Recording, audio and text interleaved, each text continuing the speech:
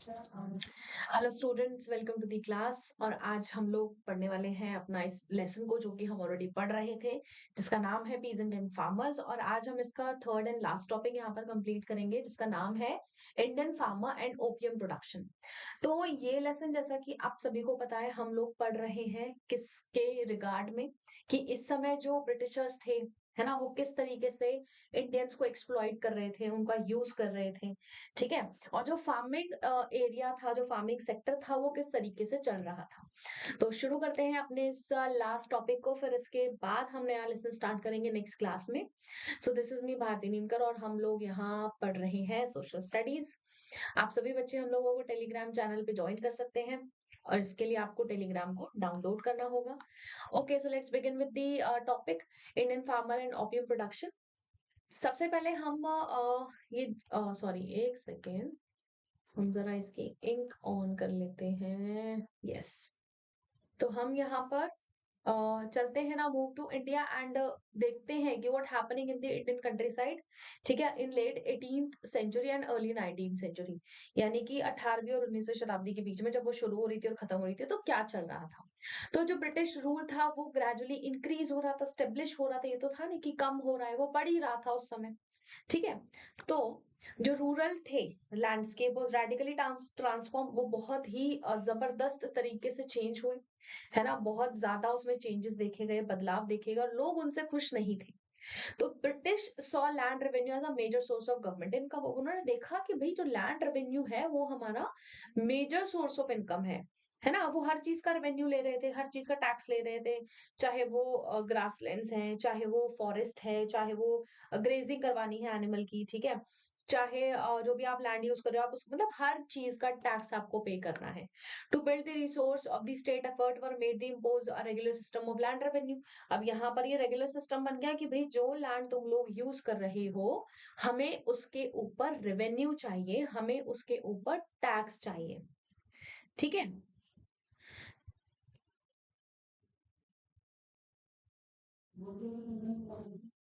Okay, आगे चलते हैं और देखते हैं कि यहाँ पर देखिए, ये जो जितने भी सिस्टम्स हैं टैक्स के, पहले भी इंडिया में चलते थे। इंडिया में एक्चुअली इतने ज्यादा नहीं चलते थे, उससे पहले जो मुगल्स आए, ठीक है, दिल्ली सल्तनत आई, इन सभी लोगों ने टैक्स इंट्रोड्यूस किया था। अदरवाइज उससे पहले हम लोग कोई टैक्स वगैरह नहीं यूज करते थे।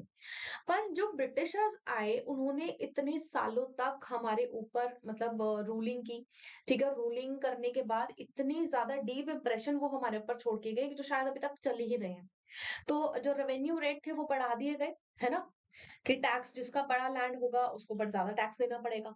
ठीक है। कल्टीवेशन का एरिया बढ़ा दिया गया, कि जितना ज्यादा कल्टीवेशन होगा उतना ज्यादा टैक्स मिलेगा। कल्टीवेशन बढ़ा, तो जो एरिया आते थे फॉरेस्ट के अंदर आता था, और जो पास्चर के अंदर आता था, वो सब डिक्लाइन हो गया। क्योंकि अगर हम ज्यादा चीज कल्टीवेट करेंगे, ज्यादा अगर हम खेती बाड़ी करेंगे, तो जो ग्रासलैंड्स हैं, जो जंगल हैं, वो तो खत्म होंगे ही ना, क्योंकि हम उन्हें काट के ही ऐसा कर रहे हैं। तो इसकी वजह से अब बहुत ज्यादा प्रॉब्लम क्रिएट हुई पीजेंट को और पास्टरलिस्ट को, क्योंकि वो अपने जानवर अब कहाँ चराने लेके जाएंगे, क्योंकि पास्चर लैंड तो खत्म हो गए, डिक्लाइन हो गए, फॉरेस्ट में नहीं है। तो उन्होंने they found that their access to forest जो था ग्रेजिंग लैंड में, वो रिस्ट्रिक्ट कर दिया गया। जैसे कि मैंने अभी बताया, रूल्स रेगुलेशन बना दिए गए, है ना। Indian forest service officer, Indian forest officer, actually service नहीं, इंडियन फॉरेस्ट ऑफिसर लाया गया यहाँ पर। ठीक है। एक डिपार्टमेंट सेट किया गया कि इसकी इजाजत के बिना कोई भी इस जंगल में नहीं जाएगा। तो ये चीजें सेट कर दी गई, मतलब बहुत स्ट्रिक्टनेस दिखाई। जो फार्मर्स है उन्होंने स्ट्रगल किया कि मतलब इस प्रेशर को कम करने के लिए, है ना, रेवेन्यू डिमांड जो थी उसको कम करने के लिए, भाई हम लोग इतना नहीं अफोर्ड कर पाएंगे, हम लोग इतना नहीं बियर कर पाएंगे। तो कॉलोनियल पीरियड में क्या चल रहा था, जो रूरल इंडिया था also came to produce a range of crop for the world market. अब हमारा इंडिया ना शुरू से ही बड़ा अच्छा है। ठीक है। चाहे आप कपड़ों में लीजिए, चाहे आप मेटल नॉन मेटल्स में लीजिए, चाहे आप क्या बोलते हैं, कॉटन में, है ना, प्रोडक्शन में, चाहे मसालों में, मतलब एवरीथिंग इज जस्ट, मतलब ए क्लास, सब कुछ बढ़िया था। तो हमारे पास ऐसी जो क्रॉप प्रोडक्शन थे वो इतने बढ़िया थे कि वो वर्ल्ड मार्केट के लिए तैयार हो रहे थे, कि वर्ल्ड मार्केट में इनको बेचा जाएगा, क्योंकि हमारी चीजों की डिमांड ही इतनी बढ़िया होती थी, क्वालिटी अच्छी है। तो भाई डिमांड तो बढ़ेगी बढ़ेगी।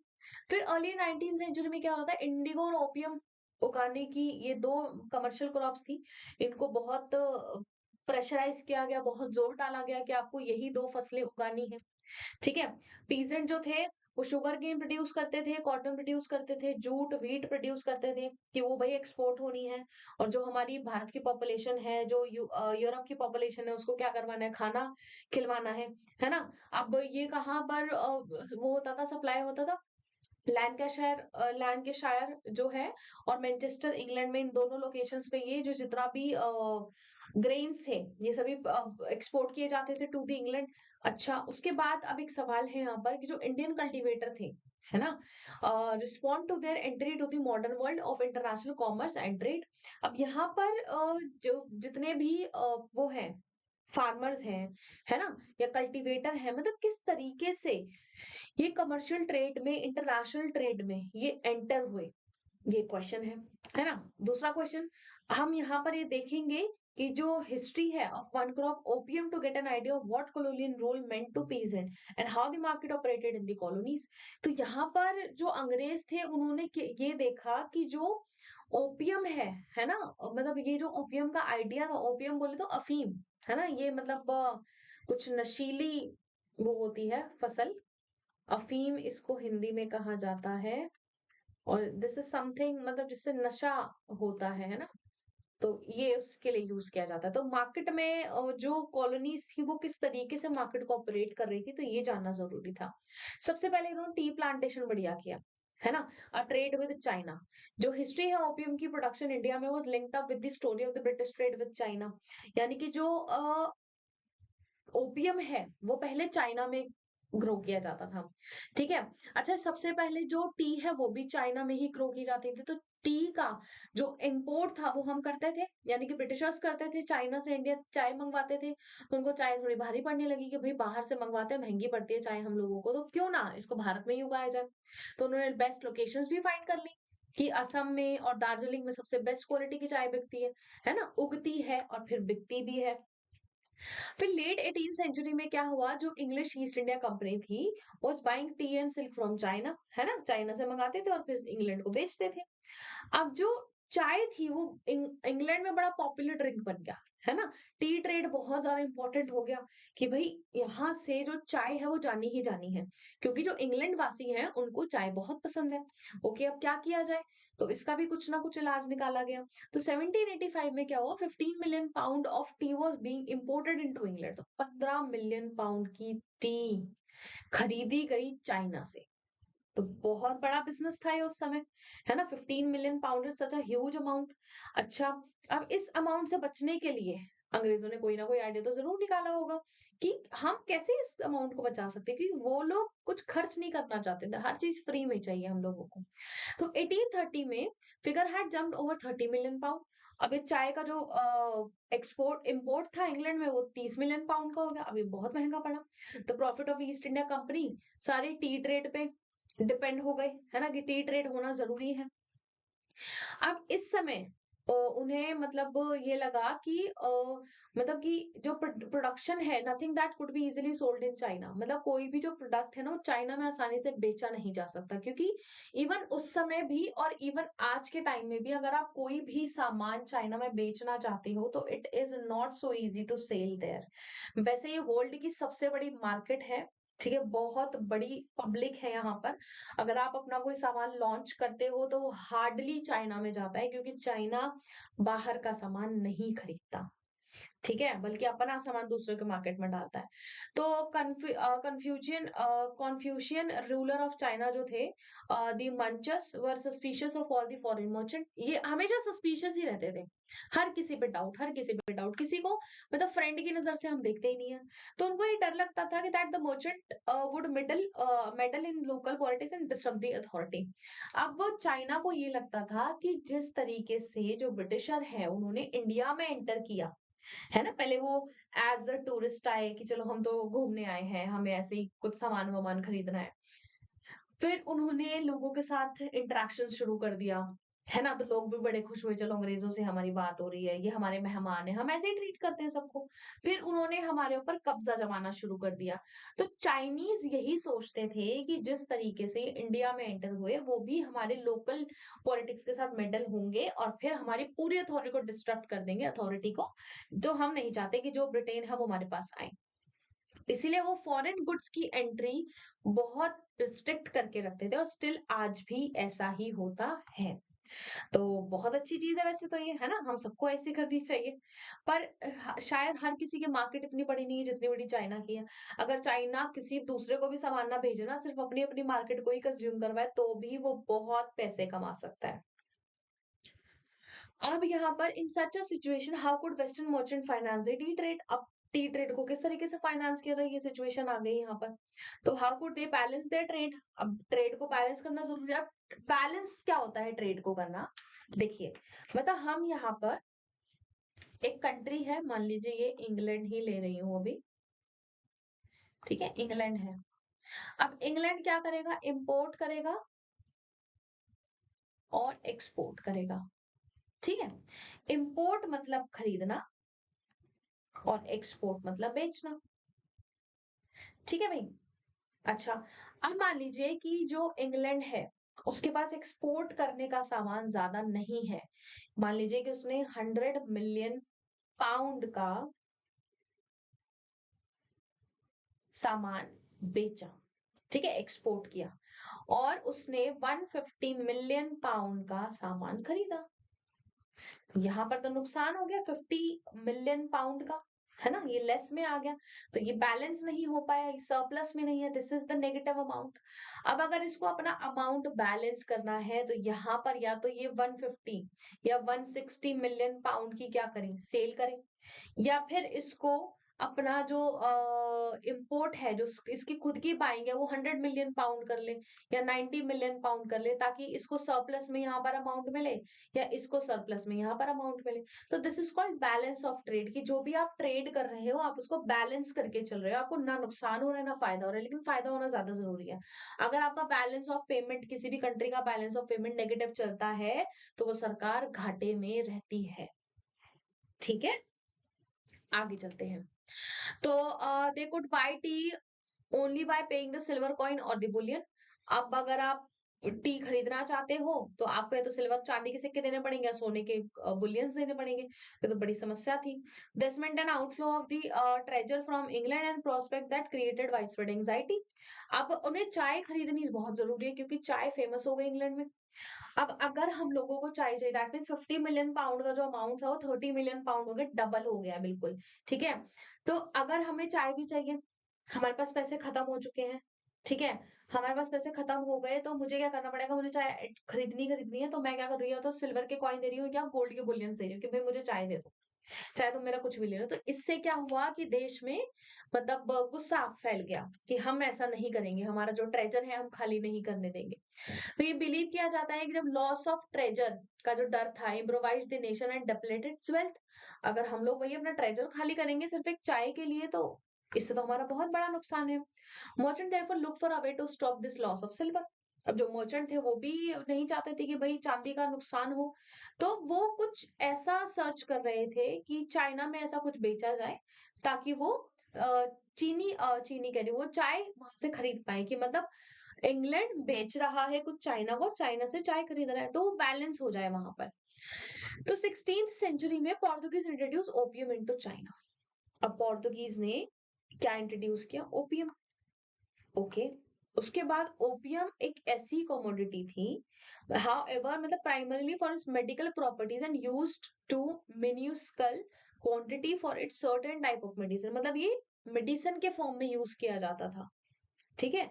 कि मतलब आपको थोड़ा रिलीफ मिलेगा, जो भी इसका यूज़ होता है, आई डोंट नो, ठीक है? कि प्रॉपर क्या चीज़ है। तो Chinese were aware of dangers of opium addiction. अब चाइनीज़ को पता था कि ये मतलब एडिक्शन है, ये नशा है, मैंने बोला ना इससे नशा होता है। जैसे हम जब हमें कोल्ड हो जाता है या कफ हो जाता है, तो हम क्या करते हैं? दवाई पीते हैं, सिरप मिलता है हम लोगों को ना, और वो सिरप पीने से क्या होता है? आपको नींद आती है। उसमें थोड़ा-सा अल्कोहल अमाउंट होता है और नींद आनी ज़रूरी होती है, तभी आपको रिलैक्स फील होता है। तो सेम ये वही है कि आप हमेशा नींद में रहते हो, आप रिलैक्स फील करते हो, बट एक्चुअल ऐसा नहीं होता, ये एडिक्शन होती है। जो emperor had forbidden its production and sale except for medicinal purpose. तो उन्होंने ये कहा कि भाई हम इसका ज्यादा प्रोडक्शन नहीं चाहते, ना ही इसको खरीदना चाहते हैं, सिर्फ मेडिकल पर्पस के लिए हमें चाहिए, हमें थोड़ी सी दे दो, हम उसी से काम चला लेंगे। ठीक है। फिर बाद में क्या हुआ, जो वेस्टर्न मर्चेंट थे मिड 18वीं शताब्दी में, इन्होंने इलीगल ट्रेड करना शुरू कर दिया ओपियम का, कि इसको तो बेचना है क्योंकि फायदे, पैसा मिल रहा है, नशा है। It was unloaded in number of sea ports in the south eastern China carried by local agent to the interiors.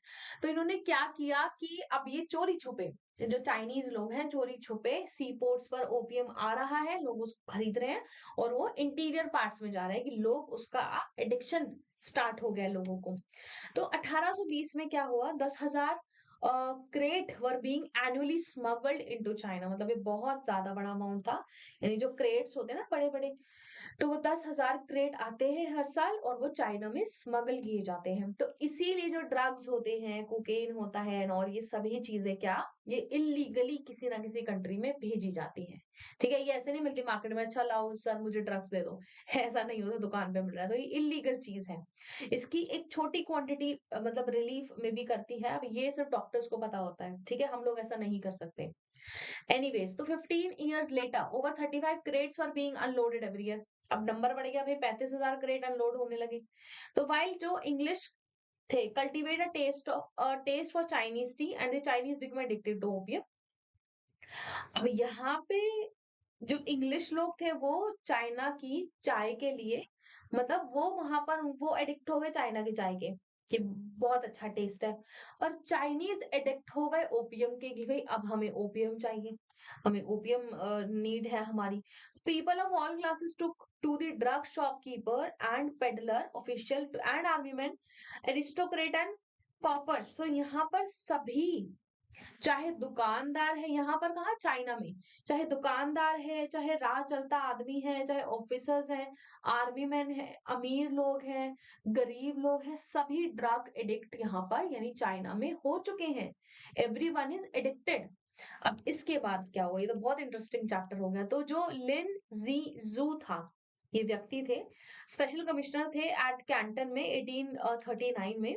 तो इन्होंने ये एस्टिमेट किया that there are 4 million opium smoker in China. देखिए ये स्मोक कर रहा है ओपियम को, ये देखिए, इसको मतलब ऐसे बर्न किया जाता है, देन इसको इस तरीके से स्मोक किया जाता है, तो वो इनहेल होता है बॉडी में, then it gave to you a very, मतलब आप नशे में होने लग जाते हो, ऐसा कुछ फील होता है ना। तो British doctor in Canton put the figure at 12 million. अब उसने कहा कि भाई नहीं, तुम्हें ऐसा लगता है कि 4 मिलियन लोग ओपियम स्मोक करते हैं, पर यहाँ पर 12 मिलियन लोग ओपियम स्मोक करते हैं। तो China become a country of opium addict and British trade in T flourished. अब जो चाइना के लोग थे वो ओपियम के अडिक्ट हो गए कि भाई हम ओपियम ही यूज करेंगे, ठीक है। लेकिन जो दूसरे जो ब्रिटिश ट्रेड था वो किसमें फ्लरिश होने लगा, ब्रिटिश ट्रेड फ्लरिश हो रहा है किसमें, टी में, कि भाई हम लोगों को क्या चाहिए, टी चाहिए, और टी नहीं मिलेगी तो हम लोग फिर, मतलब उनका काम नहीं चल पाएगा, वो चाय के शौकीन हो गए हैं। तो the return from opium sale finance the tea purchases in China. अब जो भी वहां से सेल, मतलब इनकी जाती थी, ओपियम की सेल जाती थी चाइना में, उसी से क्या करते थे, चाइना से चाय खरीद लेते थे, मतलब इन्हीं के पैसों से इन्हीं की चाय खरीद रहे हैं। ठीक है, क्योंकि वेस्ट से ही ओपियम जा रहा है, उन्हें पता चल गया कि भाई जो चाइनीज लोग हैं वो ओपियम मतलब कंज्यूम करते हैं, तो इनको ओपियम बेचा जाए, और ओपियम बेचने के बाद हम इनसे इन्हीं के पैसों से चाय खरीद लेंगे, तो यहाँ पर तो हमारा फायदा हो रहा है। अब एक शिप अराइव हुआ चाइना से। तो ये पेंटिंग मतलब एक थॉमस डैनियल ने बनाई है, इंग्लिश आर्टिस्ट है ये, और वो इंडिया आए और अपने नेफ्यू के साथ, जिनका नाम था विलियम डैनियल। 1786 में जो डैनियल थे वो फर्स्ट पहले चाइना गए, वहां कुछ टाइम रहे, देन वो कैंटन आए साउथ चाइना में, फिर वहां से इंडिया आ गए। The ship in which they came was registered in Indian port and was engage in the trade in eastern bottom. तो ये मतलब जो जितने भी शिप्स होते हैं ये रजिस्टर्ड होते हैं, और यहाँ लिखा होता है कि कहाँ कहाँ इनका रूट है। ठीक है। तो the illegal trade in opium with China was carried on in such ships. तो ये वही शिप्स थे जो वेस्ट से यानी कि यूरोप से ओपियम कलेक्ट करते थे और फिर उसको चाइना ट्रेड किया जाता था। ठीक है, तो इन्हीं शिप्स में किया जाता था, साउथ चाइना में किया जाता था, वहां से ऊपर की तरफ जाता था इंटीरियर पार्ट में। ओके। अब 1939 1839 में क्या हुआ, जो चाइनीज एम्परर था, ठीक है, उन्होंने लिन ज़ेजू को कैंटन भेजा as a special commissioner with instruction to stop the opium trade, कि भाई ओपियम ट्रेड को बंद कर दो, खत्म कर दो, ये बिल्कुल भी अच्छा नहीं है। अब उनके आने के बाद इन कैंटन इन दी स्प्रिंग, मतलब जो अच्छा खासा गर्मी शुरू हुई थी उस मौसम में, लिन अरेस्ट कर लिए गए first, and 600 men involved in the trade and confiscated 11,000 pounds of opium। मतलब यहाँ पर जो लिन थे, ठीक है, उन्हीं को पकड़ लिया गया। लिन ने पकड़ा 1600 आदमियों को एक्चुअली, ठीक है, जो कि ओपियम ट्रेड में इन्वॉल्व थे, और उनके पास 11,000 पाउंड के ओपियम ऑलरेडी वहां पर थे। तो मतलब देखिए कितने सारे लोग यहाँ पर इन्वॉल्व थे। Then he force the foreign factories to hand over their stocks of the opium and burn 20,000 crate of opium and blew the ash to the wind. अब इन्होंने क्या किया कि जितना इनको ओपियम मिला इन्होंने पकड़ लिया, तो पकड़ने के बाद इन्होंने 20,000 क्रेट्स जो थे ओपियम के जला दिए और हवा में उसके एशेस उड़ा दिए। जब ये अनाउंस किया कि Canton was close to foreign trade, Britain declared war. अब ब्रिटेन ने कहा कि भाई तुम मुझसे बिजनेस नहीं लोगे, मैं करूंगा लड़ाई। उसने लड़ाई वहां पर छेड़ दी। तो defeated in the opium war, अब Chinese were forced to accept the humiliating terms of the subsequent treaties। अब यहाँ पर भी ब्रिटेन ने क्या किया, चाइना को हरा दिया। मतलब चाइना पहली बार चलो किसी से हारा, तो हारने के बाद बहुत ही जो बेइज्जती करता है ब्रिटेन करता था, आई मीन कि सबके साथ एक ट्रीटी साइन करता था और फिर कुछ कैश लेता था, है ना। तो यहाँ पर क्या ट्रीटी साइन हुई कि यहाँ पे ओपियम को लीगलाइज कर दिया गया। मतलब this is really interesting. Opium को लीगलाइज कर दिया गया and opening of the China to foreign merchant, कि भाई फॉरेन मर्चेंट के लिए चाइना को खोलो। यानी कि यहाँ पर ब्रिटेन देखो क्या कर रहा है कि इसको ओपियम से फायदा हो रहा है, सिर्फ अपने प्रॉफिट के लिए इन्होंने मतलब वॉर कर डाली कि भाई मुझे पैसे चाहिए, है ना। And then Lin wrote a strong letter to Queen Victoria criticise करते हुए कि भाई तुम्हारा ट्रेड जो है ओपियम का बहुत बेकार है। और here is an extract from the Lin's letter to advise the Queen Victoria, कि भाई जो लेटर उन्होंने लिखा था कि उसका कुछ पोर्शन यहाँ पर हम आपको दिखा रहे हैं कि all those people in China who sell opium और smoke opium should receive the death penalty, कि जितने भी लोग ओपियम कंज्यूम करते हैं उनको मौत की सजा सुनाई जाएगी। ठीक है, ये देखो ओपियम कंज्यूम करके लोग कैसे हो गए, इनका शरीर देखो कितना खराब हो गया है, ये कोई काम नहीं कर पाएंगे, है ना, इनमें इनके शरीर में जान ही नहीं रहेगी। Right. We trace the crime of those barbarians who through the years have been selling opium and then deep harm they have मतलब wrought and the great profit they have usurped and should fundamentally justify their execution according to law। मतलब तुम लोगों ने यहाँ पर जो opium cell किया है और वो कितना ज्यादा हार्म हमारे लोगों को कर रहे हैं, और तुम लोग ग्रेट प्रॉफिट कमा रहे हो, है ना, तो ये फंडामेंटली जस्टिफाइड बिल्कुल भी नहीं है। तो इस चीज को देखा जाए, इसे ठीक किया जाए। फिर ये लिखते हैं कि हमने ये पाया है कि जो आपकी कंट्री है 60 और 70,000 जो ली, है ना, 3 ली मेक्स 1 मोल, मतलब 1000 ली, जो ली होता है एक 1 मोल क्रिएट किया जाता है, मतलब ये एक क्वांटिटी है मेजरमेंट की, ठीक है। तो चाइना से इतना लिया जाता है। येट यहाँ पर there are barbarian shops that strive to came here and for trade and purpose for the making great profit. तो यहाँ पर ऐसे लोग हैं, मतलब ऐसे निर्दयी लोग हैं जो यहाँ आते हैं, अपनी शॉप्स को रखते हैं, ओपियम वहां बेचा जाता है, देन ग्रेट प्रॉफिट वो अर्न करते हैं। जो वेल्थ है चाइना की, वो सभी जो बारबेरियंस है वो उससे अपना प्रॉफिट पर कमा रहे हैं, तो चाइना में बहुत ज्यादा नुकसान हो रहा है। तो ये मैं यही कहना चाहता हूँ कि जो ग्रेट प्रॉफिट जो ये बारबेरियंस कमा रहे हैं, ये राइटफुल शेयर है इसका चाइना में, है ना। ये सारे हमारे ही पैसे तो ले रखे हैं, तो ये हमारे पैसे वापस चाहिए हम लोगों को। By what right do then in return an poisonous drug to injure the Chinese people। तो इन्होंने क्या किया है कि ये जो तुमने पॉइजनस ड्रग हम लोगों को यहाँ पर दिया है, इसने पूरे चाइना के लोगों को इंजर्ड कर दिया है ना। तो मतलब आप क्या कहना चाहती हैं इसमें।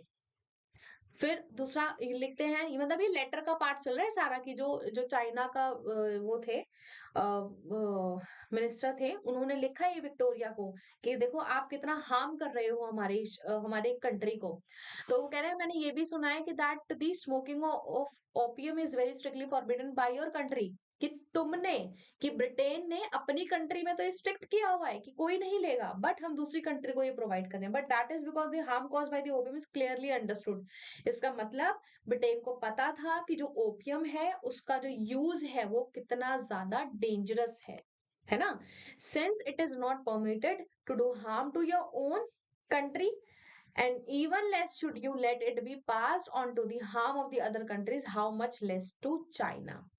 तो यहाँ पर ये बोला गया है कि आपको पता था कि कितना हार्म हो रहा है, और हार्म होने के वजह से आपने क्या किया कि भाई हमारी कंट्री का तो कोई नुकसान नहीं होना चाहिए, कोई नुकसान करेंगे हम दूसरे लोगों का, और चाइना में इसका बिल्कुल भी कोई कम असर नहीं हुआ। तो ये मतलब सोर्स था, ये जो लेटर लेटर लिखा गया, ठीक है। और ये सोर्स क्या थे, from Ssu Teng and the John Fairbank, China's response to the West. तो ये रिस्पॉन्स था, ठीक है। चाइना ने वेस्ट को रिस्पॉन्स किया कि भैया वी आर नॉट हैप्पी, आप बिल्कुल भी सही नहीं कर रहे हैं। ओपियम आया कहाँ से, है ना। This is where the Indian peasant come into the story. अब यहाँ पर इंडियन कैसे ऐड होते हैं, हमने क्या टॉपिक का नाम क्या था कि Indian farmer and opium production, but अभी तक तो हमने इंडियंस को पढ़ा ही नहीं। अब यहाँ पर इंडियन कैसे आते हैं ये हम लोग जानेंगे। जब ब्रिटिशर्स ने बंगाल को कॉन्कोर किया तो उन्होंने एक डिटरमिन एफर्ट लगाया कि भाई वो यहाँ पर ओपियम को उगाएंगे, जो लैंड वो कंट्रोल कर रहे हैं यहाँ पर ओपियम उगाया जाएगा। As per the market opium expand हो रहा था चाइना में, लार्ज वॉल्यूम जो ओपियम का था वो बंगाल में, बंगाल के जो पोर्ट थे वहां से जा रहा था, है ना। 1767 से पहले no more than 500 chest were being exported from India, मतलब 500 चेस्ट से ज्यादा, मतलब टू माउंट्स ईच, ये एक क्वांटिटी है अगेन। तो इससे ज्यादा चाइना इंडिया से नहीं जाता था। पर 1870 में क्या हुआ, जो सरकार थी वो exporting about 50,000 chest annually. Chest मतलब वो जो एक बॉल है ना ओपियम का, जो आप अभी इमेज भी देख रहे हो, तो जो ग्रीन कलर का बॉल है that mean one chest called, ठीक है। तो 50,000 चेस्ट भेजे जा रहे हैं, सप्लाई बढ़ती जा रही है, एक्सपोर्ट बूम कर रहा है ना, मतलब जबरदस्त चल रहा है एक्सपोर्ट, ठीक है ना। How did the cultivator be persuaded to grow opium, अब इंडियंस को कैसे तैयार किया गया कि भाई तुम लोग ओपियम ग्रो करोगे। ये भी बहुत डिफिकल्ट टास्क था, क्योंकि ओपियम और इंडिगो उगाने के बाद जो हमारा एग्रीकल्चर फील्ड था वो डिस्ट्रॉय हो रहा टोटली, क्योंकि वो बैरन लैंड में कन्वर्ट हो रहा था, और ऐसी फसलें उगाने के बाद हमारे लैंड को कोई फायदा नहीं हो रहा था, साथ में हमें टैक्स भी पे करना पड़ रहा था। अब पहला, the crop had to be grown on the best land, इसके लिए बेस्ट लैंड चाहिए, विलेज के पास होना चाहिए, है ना, वेल मैनेड होना चाहिए। ओके, अब उस लैंड पर पीजन यूजुअली प्रोड्यूस पल्स, क्या करते थे, दालें उगाते थे। अब वो प्लांट अगर अगर वो यहाँ पर ओपियम प्लांट करेंगे, जो पल्सेस हैं वो यहाँ पर नहीं उगाई जाएंगी, और they have to be grown on inferior land where the harvest were poor and uncertain. अब उनको बेकार लैंड पर उगानी पड़ी, जहां पर जो हार्वेस्ट है वो बेकार है या फिर है ही नहीं, बारिश ही नहीं आती, लैंड खराब है। Second, many cultivators own no land, कई कल्टिवेटर्स के पास लैंड ही नहीं थे कल्टीवेट करने के लिए, उन्हें रेंट पे करना पड़ता था या लीज पर लेना पड़ता था, तो वो बहुत मुश्किल काम था। जो रेंट था, है ना, जो रेंट दिया जाता था वो बहुत हाई होता था, जो कि पे करना किसी के बस की बात ही नहीं होती थी। थर्ड, जो कल्टीवेशन था ओपियम वाज डिफिकल्ट प्रोसेस, ये बहुत मुश्किल था, है ना। Plant was delicate and cultivator had to spend long hours nurturing it, बहुत टाइम लगता था इसको नर्चर करने में। बहुत पतले पतले सुंदर सुंदर से प्लांट होते हैं, बट बहुत डेंजरस होते हैं, है ना। This meant that they did not leave enough time to care for the other crop, उनको टाइम ही नहीं मिलता था कि तुम दूसरी क्रॉप पे ध्यान दे पाओ। जब तुम एक चीज में बिजी रहोगे तो तुम दूसरे को टाइम दे ही नहीं पाओगे। Finally, the price of government paid to the cultivator for opium they produce was very low. अब जो हम उगवा रहे हैं फार्मर से, उसके लिए हम तुम्हें पैसे भी बहुत कम दे रहे हैं, ये अनप्रॉफिटेबल था, बिल्कुल भी फायदा नहीं हो रहा था। और ओपियम के प्राइस से सरकार बहुत कमा रही थी, क्योंकि वो चाइना को बेच रही है इलीगली, फिर बाद में लड़ाई करके लीगल भी करवा लिया, है ना। अब जो अनविलिंग कल्टीवेटर थे उन्होंने ओपियम कैसे स्टार्ट किया प्रोड्यूस करना, अनविलिंग मतलब जिनकी इच्छा नहीं कि भाई साफ मना कर दिया मैं नहीं उगाऊंगा एनी हाउ, तो उनको सिस्टम ऑफ एडवांस के थ्रू उनसे उगवाया गया कि चलो हम तुम्हें थोड़ा सा एडवांस पैसे दे देंगे फिर तुम ये ग्रो कर लेना। तो in the rural area of Bengal और Bihar there were large number of poor peasant, गरीब लोग यहाँ पर बंगाल बिहार में पहले भी थे, अभी भी काफी है। इसी चीज का फायदा उठाया गया कि तुम्हें एडवांस दे दिया जाएगा और तुम फिर काम कर लो। अब उनके पास सरवाइव करने के लिए ही नहीं होता था, है ना? तो रेंट कहाँ से पे करेंगे, कपड़े कहाँ से लाएंगे, खाना कैसे खाएंगे? तो ये बहुत दिक्कत वाली बात। तो 70-80 में क्या हुआ, पीजेंट्स ने ये पाया that their village had been given them money advances to produce opium. अब वही तुम्हें क्या मिल रहा है, एडवांस में पैसे मिल रहे हैं ओपियम प्रोड्यूस करने, वो खुश हो गए, एडवांस पैसे मिल गया, मजा आ गया। मैंने ये नहीं पता बाद में पैसे ही नहीं मिलने वाले। When offered a loan, जो कल्टीवेटर थे अटेम्प्टेड टू एक्सेप्ट, उन्होंने मतलब पैसे जब दिखाई देते हैं ना, जब किसी के पास पैसे नहीं होते और जब आप उसको पैसे की उम्मीद दो तो वो मना नहीं कर पाता। ठीक है। अब वो सोचते थे कि पहले हम ना जो हमारी जरूरतें हैं हम उसको पूरा कर लेते हैं, जैसे खाने की, कपड़े की, जो भी है, और बाद में हम इनको लोन पे करते रहेंगे। लेकिन जो लोन था वो उनके सर पे हमेशा के लिए बंध गया और वो उसको पे ही नहीं कर पा रहे थे। But it was the government opium agent who were advancing the money to the headman and who in turn gave it to the cultivator, कि भाई एडवांस दे दो इनको और फिर ये जो कल्टीवेटिंग लैंड है ये तुम्हारा हो गया, ठीक है, और ये जो ओपीएम की फसल उगाएंगे ये हमारी हो जाएगी। मतलब अल्टीमेटली फायदा अंग्रेजों का हो रहा था। अब लोन लेने के बाद जो कल्टीवेटर थे उन्हें फोर्स किया गया कि भाई ओपीएम उगाओ, ओपीएम उगाओ, तुम्हारा लैंड अच्छा है ना? तो फिर उसको हार्वेस्ट भी करना है, उस पर ध्यान भी ज्यादा देना है, तो ही हैड नो ऑप्शन। अब उसको क्या करना पड़ेगा, उसको ओपीएम की क्रॉप को ग्रो करना पड़ेगा। अब जो जो गवर्नमेंट है उसका जो एजेंट है वो देखने आता था, and he had to accept the low price offered for the produce. अब वही स्कीम वापस से आ गई कि पहले लालच दिया, एडवांसेस दिए, एडवांसेस देने के बाद उनको मतलब पहले उसको बढ़िया से नर्चर कर दिया उसको, जैसे होता है ना कि बलि के बकरे को जब हलाल किया जाता है तो ऐसे ही किया जाता है, उसको खिलाया पिलाया जाता है। तो बस ऐसे ही खिलाया पिलाया, लास्ट में उनको क्या प्राइस दिया, बड़ा मिनिमल प्राइस मिला। तो प्रॉब्लम यहाँ पर ये थी कि partly solve by increasing the price of opium, है ना, कि पैसे थोड़े से तो बढ़ाए जाएं ताकि हम लोग काम कर सकें। लेकिन जो गवर्नमेंट थी वो नहीं कर रही थी। अब यहाँ पर difference between the buying and selling of price was the government opium revenue. यहाँ पर डिफरेंस था कि मतलब खरीद कम रेट पे रही है, भाई बेच ज्यादा पे रही है। द प्राइसेस जो कि गिवन थे to the peasant were so low that they nearly 18th century angry peasant began agitating for higher prices, refuse to take advances, कि भाई हमें ज्यादा पैसे दो, हम एडवांस नहीं लेंगे, क्योंकि तुम लोग नो डाउट बहुत ज्यादा पैसे इससे कमा रहे हो, क्योंकि चाइना की इतनी बड़ी पॉपुलेशन को ओपियम देना it's not a good easy task. तो in the region of Banaras cultivator began giving up the opium cultivation, हम लोग नहीं उगाएंगे क्योंकि तुम लोग हमें ज्यादा पैसे दे ही नहीं रहे हो। तो उन्होंने वापस से क्या शुरू कर दिया, शुगर केन उगाना शुरू कर दिया, आलू उगाने शुरू कर दिए, है ना। मैनी कल्टीवेटर जगह बेच दी, ठीक है, और फिर ज्यादा पैसे वो डिमांड करने लगे, भाई हमें ज्यादा पैसे चाहिए। तो 1773 में जो ब्रिटिश गवर्नमेंट थी बंगाल में, उन्होंने एक मोनोपोली ट्रेड बना लिया ओपियम का, कि भाई ओपियम उगेगा तो बट ट्रेड यहाँ पर मतलब यही चलेगा, ओपियम ही उगेगा और कुछ नहीं हम लोग यहाँ उगा रहे। तो no one else was legally permitted to trade in the product, कि कोई भी लीगली इस प्रोडक्ट में ट्रेड नहीं करेगा। उसके बाद 1820 में ब्रिटिश ने पाया कि जो that to their horror that opium production in their territory was rapidly declining but its production outside the British territory was increasing. मतलब कि जहां पर जो ब्रिटिश लोग रह रहे हैं वहां पर प्रोडक्शन कम है, लेकिन दूसरी जगह पर प्रोडक्शन ज्यादा हो रहा है। It was being produced in central India, Rajasthan, within princely state that were not under the British control. अब यहाँ पर उग रहा है पर जहां पर ब्रिटिशर्स का कंट्रोल नहीं है, मतलब वहां उग रहा है, और जहां पर नहीं कंट्रोल था वहां नहीं उग रहा था। तो बड़ी टेंशन की बात होगी ब्रिटिशर्स के लिए, मतलब ऐसा कैसे हो गया, ये चीज कैसे एक्सपैंड हुई। तो इन रीजन में जो लोकल ट्रेडर थे were offering much higher prices to the peasant and exporting opium to China।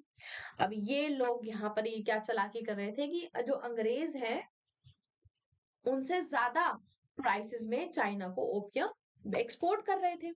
तो टू द ब्रिटिश, ब्रिटिश के हिसाब से ये ट्रेड इलीगल था, कि भाई ब्रिटेन के अलावा कोई भी ओपियम का ट्रेड नहीं करेगा, यानी कि स्मगलिंग हो रही है उसे रोकना पड़ेगा। अब गवर्नमेंट की जो मोनोपोली है उसे रिटेन करना पड़ेगा। मोनोपोली यानी कि एकाधिकार, की भाई सिर्फ एक ही जना बेच सकता है और कोई नहीं बेचेगा। तो देयरफॉर इंस्ट्रक्ट किया गया एजेंट को जो कि पोस्टेड थे प्रिंसली स्टेट में, और ये कन्फिस्केट करने के लिए कि जो ओपियम क्रॉप्स है उनको डिस्ट्रॉय कर दिया जाए, जो कि हमारे एरिया में नहीं आती, उन क्रॉप्स को खराब कर दिया जाए, वो लोग ओपियम को नहीं बेचेंगे। अब ये जो कॉन्फ्लिक्ट था between British government, peasant and local trader continue रहा बहुत लंबे समय तक, क्योंकि ओपियम जो था एक तो फसल लैंड खराब करता था, लो रेट यहाँ से मिल रहा था लोगों को, तो लोग भी खुश नहीं थे। So we should not, however, think that the experiences of all peasant in colonial India were like those of the opium cultivator. We will read about the other experiences of the peasant in colonial India in later chapter. तो ये सारी चीजें मतलब जितनी भी अभी हुई है ना, हम आगे के लेसन में इन सभी को पढ़ेंगे। तो अब कंक्लूजन यहाँ पर क्या था कि इस चैप्टर में हमने ये देखा जो रूरल एरियाज थे डिफरेंट पार्ट में ऑफ द वर्ल्ड चेंज, कि मॉडर्न पीरियड में हम लोग आ गए हैं यहाँ पर। while looking at these changes we must remember, हमें ये ध्यान रखना है कि जो पैटर्न था was not same everywhere, अलग अलग था, है ना, अलग अलग तरीके से खेती की जा रही थी। जितने भी सेक्शन थे गांव के were not affected in the same way, है ना, सभी को एक ही तरीके से नहीं देखा गया, किसी को फायदा हुआ था, किसी को नुकसान हुआ था, है ना। Nor was the history of modernisation simply a glorious story of the growth and development. यहाँ पर मतलब अगर इसको एक दूसरे तरीके से, दूसरे नजरिए से देखा जाए तो वो ये देखा जाएगा कि यहाँ पर ग्रोथ हो रही थी, डेवलपमेंट हो रही थी, है ना। तो it was also story of displacement and impoverishment, ecological crisis and social rebellion, colonization and repression, कि यहाँ पर इकोलॉजिकल क्राइसिस हो रहे थे, लैंड्स हम लोग वेस्ट कर रहे थे, और जो अच्छी फसलें थी उनको वेस्ट लैंड पर उगा रहे थे, वेस्ट फसलों को वेस्ट ही होता है वैसे, ये इसको हम अच्छे लैंड पर उगा रहे थे, ठीक है। जो सामाजिक जो रिबेलियन थे, जो लोग वो बन गए थे, क्या बोलते हैं उसको, रिबेलियन मतलब आप जब किसी के अगेंस्ट हो जाते हो, ठीक है, तो उसको रिबेलियन कहा जाता है। तो अब हमें यहाँ ये देखने की जरूरत है कि जो कल्ट वेरिएशंस थे, स्ट्रैंड थे, टू अंडरस्टैंड द डाइवर्स वे, अलग अलग तरीके हम यहाँ देखेंगे इन विच जो पीजेंट और फार्मर है कि वो किस तरीके से मॉडर्न वर्ल्ड को कन्फ्रंट करते हैं, उसके आगे आते हैं। फिर ये देखिए जो चेस्ट पैक किए गए हैं सी, यहाँ पर ओपीएम को यहाँ Ghazipur railway station 19th century में इनको ले जाया जा रहा है। सो this is the first lecture of this chapter. बहुत ही इंटरेस्टिंग, बहुत ही मजेदार, मुझे तो बड़ा मजा आया, होपफुली आप सभी को भी आया होगा। यहाँ पर क्या गेम मतलब ब्रिटिश खेल रहा था, अनबिलीवेबल, मतलब बहुत ही अच्छा, मतलब सीखने लायक है कुछ चीजें ना ब्रिटेन से, कि आप किस तरीके से ऐसे अपना काम निकाल सकते हो। चलिए, thank you so much for watching this lecture. मिलेंगे अगले अगले लेक्चर में, और फिर हम सभी लोग और आगे पढ़ेंगे इसको। तब तक के लिए thank you so much and bye bye.